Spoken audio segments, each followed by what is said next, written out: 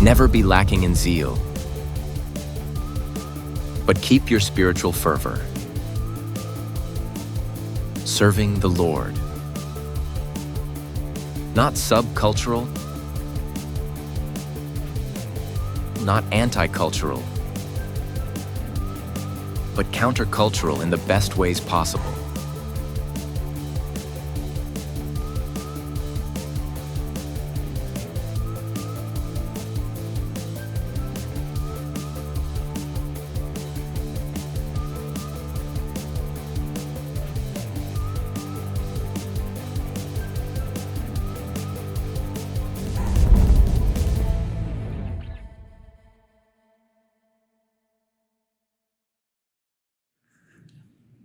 How's everybody doing?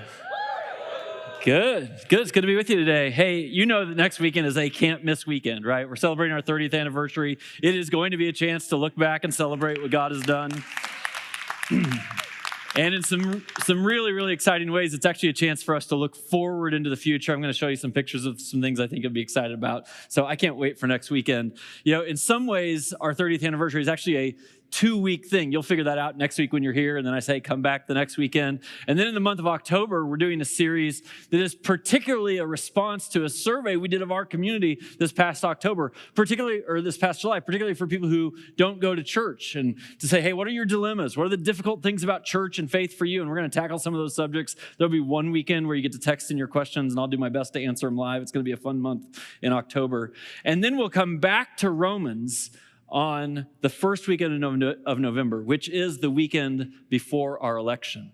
And when we come back to Romans, we will come back to Romans 13. I don't know if you've ever read Romans 13. It will tell you exactly who to vote for that week. I'm kidding. I am absolutely kidding. Trust me. It does not tell you. It does not tell you who to vote for. It does teach us as followers of Jesus how to handle ourselves when it comes to interacting with the leaders that we have of our nation. So I do think it's a salient message for that particular weekend.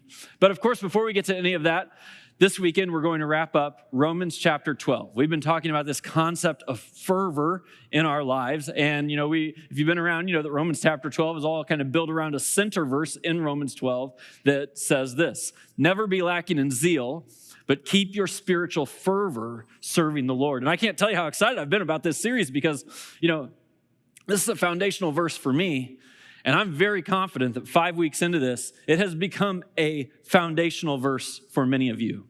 When it talks about the fervor, a spiritual fervor that we have inside, it's a conviction. It is a passion. It is something that is rooted inside of us. It shapes all the decisions that we make. And I see that happening in so many of your lives. I'm so grateful for it. And of course, it reminds us that this actually isn't about us. It's about serving Christ, about serving the Lord. And the orientation of so many people's lives, I just see kind of dialing into, it's not about me. It is not about me. It is not about me. I have a spiritual fervor that is about serving the Lord. And so that's a very, very big deal to us. Now, you know, if you've been around, that I want you to memorize this verse. And I've been having you say it out loud, all those sorts of things. But I'm going to have them just make it disappear right now, because I'm confident you all have this memorized, right? Romans chapter 12, verse 11. It starts with the word never. I'll help you out the first time. Let's just say it together. Never be lacking in zeal, but keep your spiritual fervor serving the Lord. Well done, well done. Is there any chance you could do this without me saying it out loud? Of course there is. Of course there is. So I'll say the first word, and then you pick it up from there, okay? Never.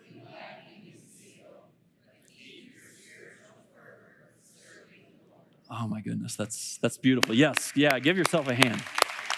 Give yourself a hand. So, there's still 9 verses left in Romans chapter 12. I have to wrap it all up today. Now, fortunately for you, these 9 verses all hold to a very tight theme. They're all about one thing, essentially. But instead of announcing a theme to you, what instead I'm going to do is I'm going to ask you a question. And the reason I'm going to ask you this question is because I think it gets at the theme in the most uber practical way for each one of our own lives. This question is not original with me. It's actually a question that was asked to me about 5 years ago. And when it was asked to me, it kind of stopped me in my tracks. made me think about certain things in my life. And I can tell you that, at least in some segments of my life, my relationships are extraordinarily better today because I had to pause and reflect on this question, okay? So here's the question. What is it like to be on the other side of me? What is it like to be on the other side of me? Of course, I'm asking you to ask this question about yourself. What is it like to be on the other side of you? What is it like when you walk into a room for other people? What is it like when you log into a Zoom for other people? What is it like for the other people when they're the one across the counter from you? They're the one across the drive-thru from you. They're the one across the desk from you. How do they encounter you? What is it like to be on the other side of me? What is it like to be for the person who lives on the other side of the street from you? What is it like to be for the person who's on the other side of the football field from you, or the pickleball court, or whatever it is? What is it like to be on the other side of me? I'm going to ask you to think about that question in some pretty deep ways today, some pretty practical ways today, and in facets that touch various relationships that exist in your life. I want you to know that fundamentally this is a humanity question. For people who are not in your inner circle, you don't have a relationship with them, but they are human beings and they, of course, live in your orbit. It's a good question to ask, do you treat other people with dignity? Because every person is created by God, because every person has been deposited with his image in their life, because every person has dignity to God. And so when you come across people who live in a different place, who are from a different country, who have a different ethnicity, who have a different religion, who are different than you, what is it like to be on the other side of me? It is a very important question for humanity. But even more than humanity, it's a very important question relationally. And because it's a relational question, I think getting this question right gives you the chance to have a much better life than you have right now. A happier life, a more joyful life, a more satisfying life. Listen, I don't have to work through this very long to convince people, although you may not think of it this way at first, that almost all of your happiness in this world is tied to your relationships.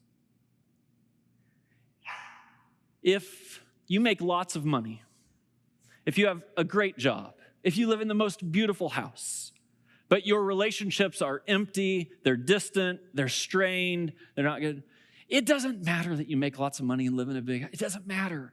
Life is not good if your relationships aren't good. And actually, the flip side of that is true also, that you can make not very much money, you can live in a little shack, you can drive a beater, but you have rich relationships. The people who are in your orbit, there's lots of laughter, lots of encouragement, lots of life and joy. That even though you don't have the things of this world, life is good if your relationships are good.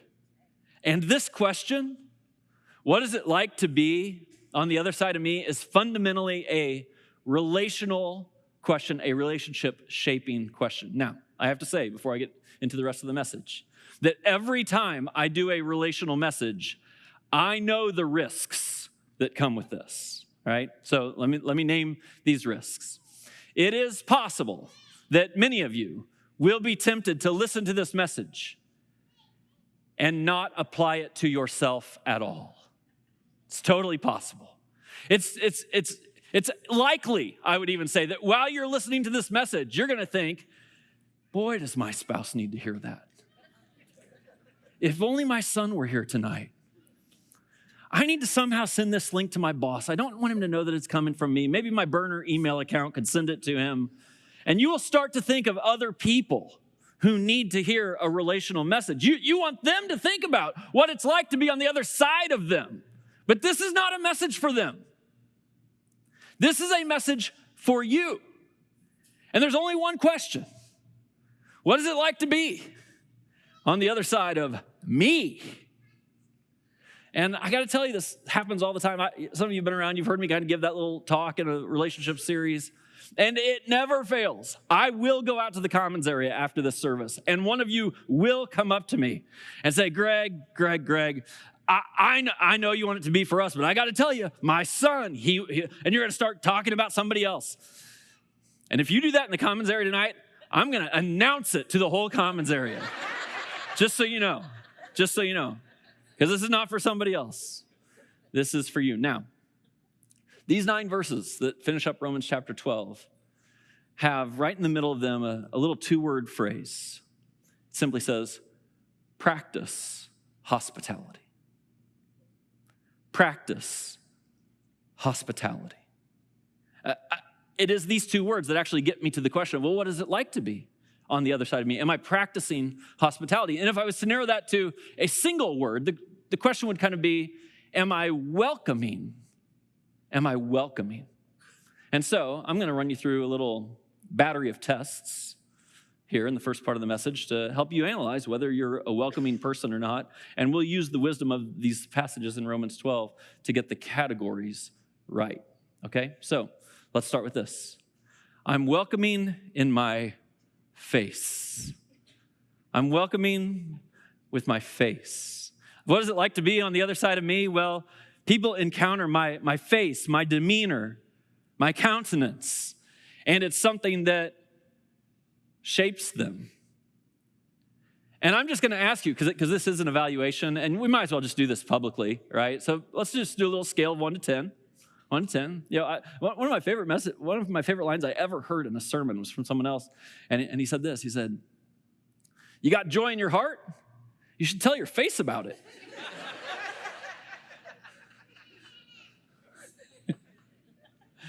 So, all right, here's what I want you to do. Everyone hold out both hands. Everyone, come on. Everybody play with me. This will be fun. It'll be fun for me anyway. Scale of 1 to 10. I'm going to go through some different sets of relationships that you have, and I just want you to think, well, is my face welcoming to these groups of people? Okay? 10 means it's welcoming all the time. 0 means I'm terrible at this, and you have the scale in between. Okay? Scale of 1 to 10 with your spouse or your significant other. When they walk in the door, when they get in the car, your face to your spouse. Scale of 1 to 10. Are you welcoming to them? What are you? I know some of you are sitting next to your spouse. This is by design, okay? Show each other. Let's make it fun. All right. Man, I didn't mean for this to be a group discussion, but maybe that's what we need to do for a little while. All right, I'm going to give you a new set of... So... Either think of your kids or think of your parents. If you're a middle schooler, high schooler, college student in here, probably think of your parents, right? But if you are a parent, think of your kids. I just want you to think in the way that your kids experience you or the way your parents experience you. Scale of 1 to 10, the face, just your demeanor. What is it like to be on the other side of you? Scale of 1 to 10, a welcoming face.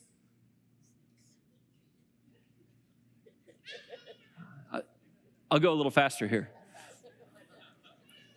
How about at work? Oh, your coworkers. What is it like to be? Well, just your face on the other side of you. How about this? In your group at Suncrest, on your serving team at Suncrest, when you step in to that circle, that relationship, what is it like to be on the other side of you? Scale of 1 to 10, just your face. Some of you feel like you're winning now. That's good. How about for your enemy? Scale 1 to 10. All right, we could do this all night long. Let me just show you what the scriptures show to us. In this passage it says, so you rejoice with those who rejoice, and you mourn with those who mourn. And I know I've kind of been casting this vision that something encouraging, something joyful would be on your face. But truly, the measure of being a welcoming person is that you walk into a room, that you get into a car, that you encounter someone, and you sense what they're feeling, and you match it. And if they're celebrating, even though you've had a tough day, you celebrate with them. And if they're mourning, even though you had a good day, you mourn with them. This is what it means to practice hospitality, to welcome someone. It's so fascinating to me. I have my men's group meet Saturday mornings. I love these guys. And one of the things I've noticed as I've run groups of guys over many years now is a lot of guys feel like they don't have anybody to celebrate with. Like if something good happens in their life, it's like, well, who am I going to tell? It's going to feel like I'm bragging. If I tell my kids, if I tell my spouse, if I tell my coworkers, they're just going to give me a hard time about it. And so I just tell the guys, I'm like, hey, something good happens in your life, you let us know. We're all going to celebrate this together. And it really matters. A few weeks ago, one of the guys in our group, he made partner at his firm. He had been talking about it. We'd been praying about it for him. He'd gone through some interviews. And we got the text. He got it. I'm like, oh my goodness. And then there's this explosion. I mean, think about this. Your face really matters. It matters so much that about the first 50 selections you have for emojis are different faces. And they express different things. And you get to match, please, please, please, in your marriage with your mom and dad. When something's good, celebrate. When something's challenging, come in with compassion. I'm welcoming in my face. All right, let's try the second one. You're going to see the Dr. Seuss nature of this. I'm welcoming in my pace. In my pace. Scale of 1 to 10, all of you. Are you able to live life at the pace of what someone else needs? So when someone else needs to go fast, are you willing to go fast with them? When someone needs you to slow down, can you slow down with them? Do you slow down with them? What is it like to be on the other side of you? Are you contrarian about that, or are you welcoming in your pace? I'm going to do this. Scale 1 to 10, put your hands out. I won't give you all those categories again. Let's just do a few real quick. With your spouse, we might as well do spouse or significant other. Scale 1 to 10, you match their pace. Let's go kids, parents. Again, you might be thinking of your parents, you might be thinking of your kids, but think about this. You go at their pace, the pace they need you to go at. You can think about work. You can think about all kinds of things. It's interesting. Here's what Romans 12 says. It says, live in harmony with one another. This is the image of harmony, that we're in this together. That we essentially, have one of those goofy races that you did in gym class when you were young where, you put legs in a sack together, you tie your legs together, and we got to go together, right? We have to go in harmony with each other. And a lot of times that means slowing down. Slowing down. Work is probably a difficult place to think about this. I don't normally talk about, Suncrest as a workplace, but let me let you in on the inside here just for a second. I don't know if you would be surprised to know, but I like to lead our staff to make sure we're taking our work more seriously, being more diligent, working harder, meeting deadlines better than any other workplace that exists around. I know some people might think, well, if you work on a church staff, that's got to be a breeze. All you have to do is be kind and loving, and you'll probably get a good performance review. No, you get a good performance review as a Christian if you're kind and loving. If you're a staff member at the church, there are expectations, right? I happen to believe the work that we're doing here is more important than the work any of you are doing. Please don't judge me for that, but it's really what I believe. And so why wouldn't you operate an organization in a way that has some aggressiveness to it, that follows up promptly, that leads into bold spaces to do what's next, to try to change more and more lives? I think that's what we do. And so sometimes in my workplace, probably like yours, it's like go, go, go, go. And people who work with me, they know this about me, right? Got to meet with my assistant, 7:45 a.m. every Tuesday morning. She brings her list. I got my list. Let's go. I got a meeting with Jamie, our executive pastor, every Monday at 11 a.m. He brings his list. I bring my list. Go, go, go. Like this is it. But here's the thing. It's fair for the pace of a workplace to be go, go, go. Until it's not. And if it's go, go, go on the day the person who's sitting across the table from you is going through it, and that's the day to go slow. This is what it means to adjust your pace. To not just run over somebody because you have an agenda, But instead to pay attention to what's going on in the room, to the person who's across the table from you, and bring it back to say, the pace matters. The passage also says, this is huge. Do not be proud, but were you willing to associate with people of low position?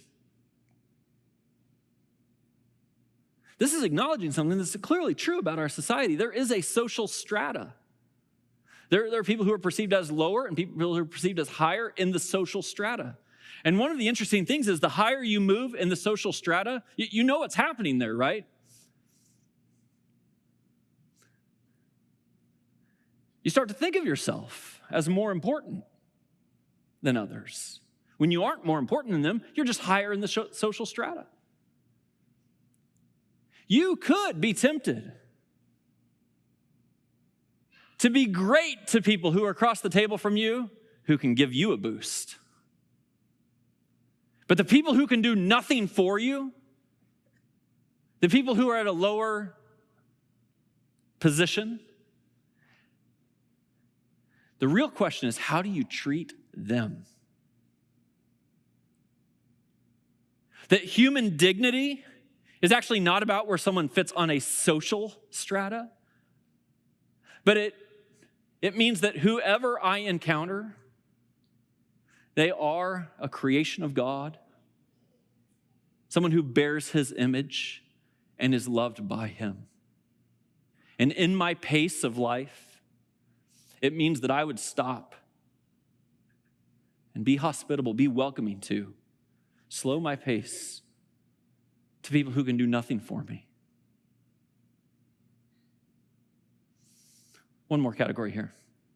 I'm welcoming in my space. What do I mean by my space? I mean my home. I mean my car.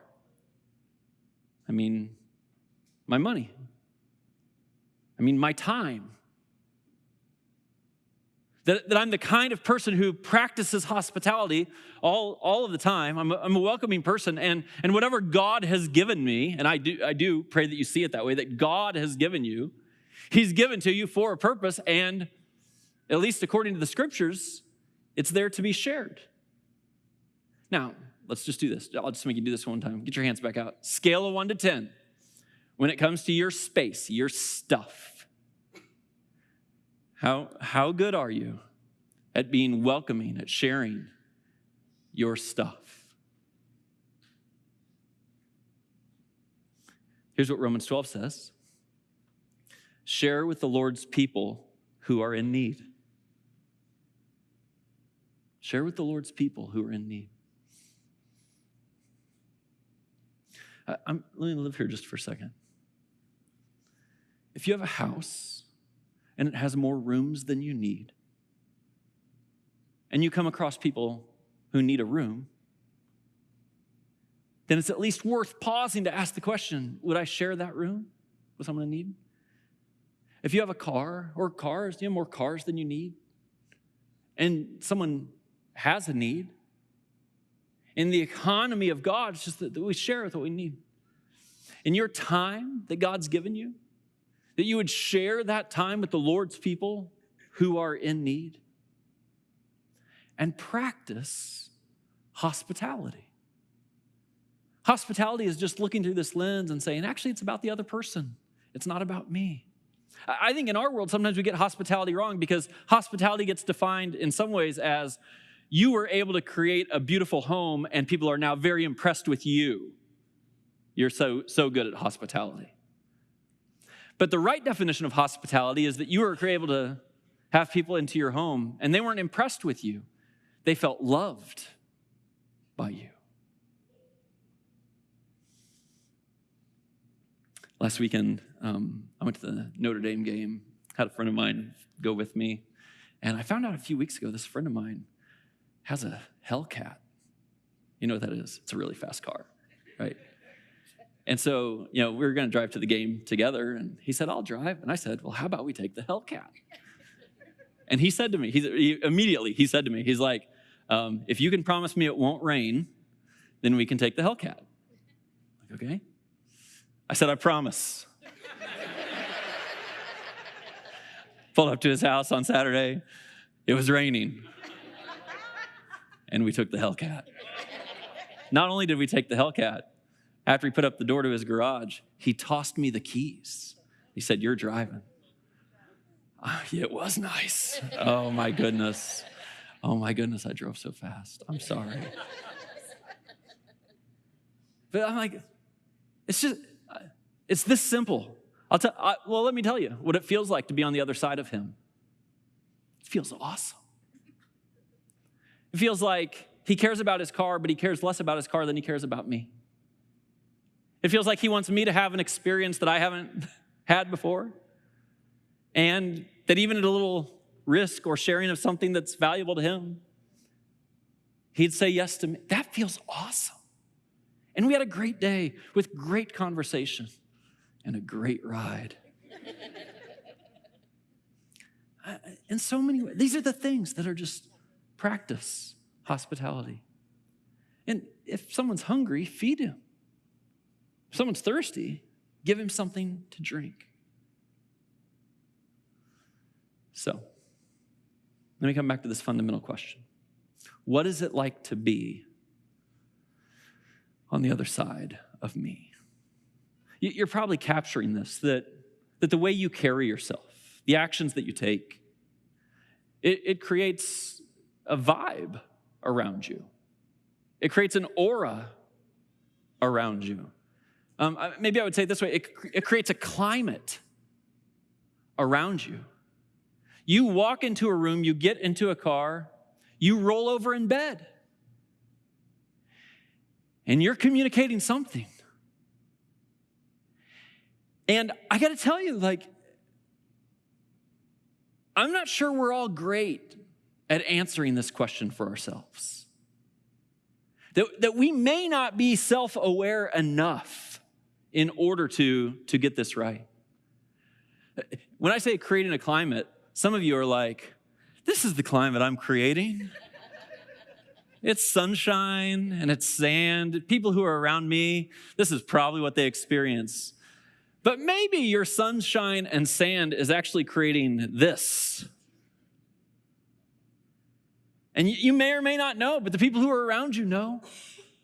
You might think I am a breeze in people's sails. They probably feel like this when they're around me. But it's possible that you're misreading that, and actually what's happening is you're not a breeze in their sails. You blew through them. You might think, you know what? Even when it's cold outside, it's cozy around me. It is cozy around me. My son, he would probably say, my daughter, my wife, she would probably say, it's cozy around me. But what if their actual experience is like, no, actually the climate you've created is something else. And so I do want to ask everyone in this room, if you'd be so bold to just ask.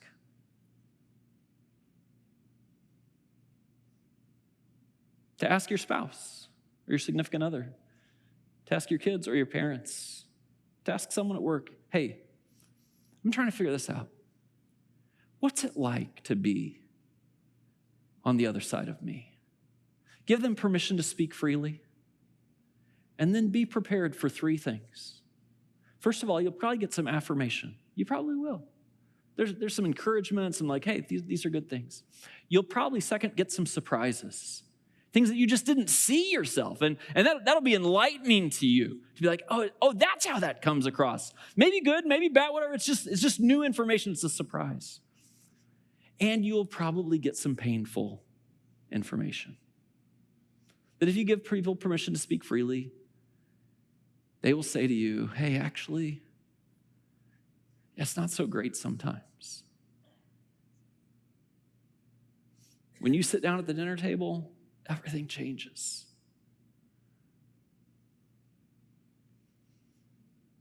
But this is the point, right? I want to step into practicing hospitality, being a welcoming person. And it's not about me. It's not about you. The posture of our lives and the vibrancy of our relationships rest on this so significantly. Now, before I finish this, I want to talk about something, kind of one other category, because you probably have people in your life who, like, you love them and they love you, right? They're encouragers to you. It's a happy relationship, those sorts of things. And then, of course, you also have people in your life who are not that. That the way they're coming at you is not encouragement. It's frustration, it's anger, maybe it is the coldness, maybe it's the person that started to creep into your mind who you thought might need this message, but it's a difficult relationship. And one of the things I see all the time, especially among followers of Jesus, sadly to me, is that we start to think, well, but what about difficult relationships? There must be an exception to the rule, right? I mean, Greg, you don't know me, but he doesn't treat me right. You don't know me, Greg, but she hasn't slept with me for months. Greg, you don't know me, but my son is disrespectful to me. You don't know me, but if you met my boss, you'd understand. You'd understand why I can't do what you're asking me to do right now. And if I could just share with you what the words of Jesus say about this very subject. He says, you love people who love you? What good is that? La-ti-da. Big deal. He says, everybody does that. I'm asking the followers of Jesus to do things that other people don't do. This is the context where he says, love your enemies and pray for those who persecute you. What about the difficult relationships? Actually, Romans 12 helps us with this. Here's what it says. Bless those who persecute you. Bless and do not curse. If your enemy is hungry, feed him. This is actually the same verse I used a minute ago. I just took out enemy so you wouldn't see it yet. I said if he is hungry, but it's if your enemy is hungry. Do not repay anyone evil for evil. Do not take revenge. And do not be overcome by evil, but overcome evil with good. Oh, church, this is everything. Listen, I split the room pretty often. Some of you in this room are not followers of Jesus. If you are not a follower of Jesus here, you're like, nope, this isn't what's at the center of my life. I don't have this conviction, this fervor, these things that you're talking about, Greg. I'm not a follower of Jesus, and I can't get my head around that. Fair enough for those of you who aren't followers of Jesus. Why would I hold you accountable to the way of Jesus if you say you don't follow him? But for those of us who do follow Jesus, this is the vision. This is what actually changes people. This is what makes a difference in the world. This is what people watch you do. And when you act with kindness, when you slow down to someone's pace, even when they won't match your pace, that is the way of Jesus. Can you get even? I mean, I guess you can. I don't know why you'd want to. You know what happens when you get even with people you think are jerks? You just became even with a jerk. You became a jerk. And the way of Jesus is different than that. And it is a calling on those of us who are followers of Jesus. How did Romans chapter 12 start? In view of God's mercy. All of Romans chapter 12 is not us starting at a starting point. All of Romans chapter 12 is us acknowledging that God was merciful to us when we didn't deserve it. And so now we become merciful to others when they don't deserve it. Let me give you one last question, because I know people will ask it. Hey, Greg, will it work? I mean, if I change my posture, if I change my demeanor, if I change the countenance on my face, if I start sharing my space and my place, if I match the pace of people, like, will they come around? Will it change them? Will we now have joyful relationships? And I have one answer to this, and my answer is maybe.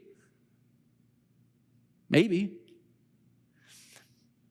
People may come around or they may not come around. Here's the last part I want to share from Romans 12. It says, if it's possible, as far as it depends on you, live at peace with everyone.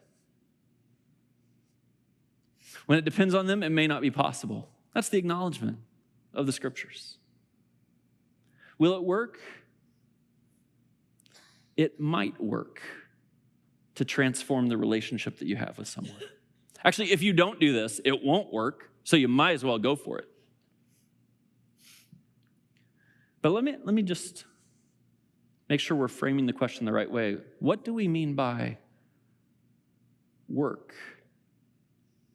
Because, of course, all of us would like for our relationships to be better and to thrive and for me to be able to do this and then get a response, and I pray that will happen. But if the primary aim of your life and mine is to bring glory to God, then yes, this will work. That when you do the right thing, you practice hospitality, you pay attention to what it's like to be on the other side of you, and you do it even if there's no response, it still brings glory to God. And that's a beautiful thing. Would you stand with me? Let me pray for us. Well, I really hope that was helpful for integrating faith with life. Listen, if you're in Northwest Indiana, I'd love to have you join us in person. Head over to suncrest.org and plan your visit.